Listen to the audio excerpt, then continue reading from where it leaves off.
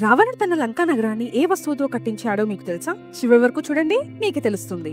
రావణుడు ఎప్పుడు శక్తికి, జ్ఞానానికి ప్రతీక. కానీ ఆయన మిగిలిన వాళ్ళకన్నా ముందుండాలనే గర్వం కూడా ఎక్కువ. బ్రహ్మదేవునికి తపస్సు చేసి వరాలు పొందిన తర్వాత రావణుడు ఒక నిర్ణయం తీసుకున్నాడు.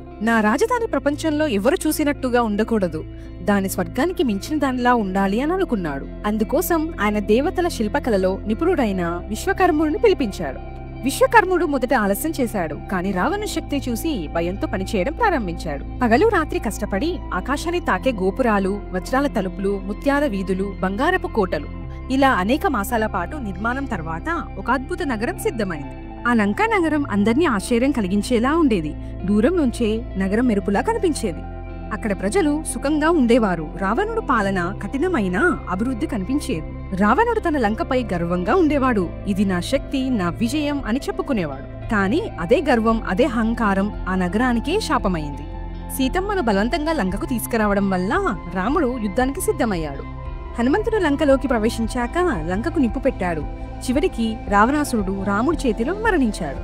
ఆయన కట్టించిన బంగారు లంక చివరికి అగ్నిలో కాలిపోయింది. ఐశ్వర్యం ఎంత ఉన్నా అది అహంకారంతో ఉంటే ఓ రోజు సుడిగాలిలో కూలిపోతుంది. మీకు ఈ కథ నచ్చిందా? అయితే లైక్ చేసి, ఎంతమందికి ఈ విషయం గురించి తెలుసు కామెంట్ చేయండి. సబ్స్క్రైబ్ చేయడం మర్చిపోవద్దు.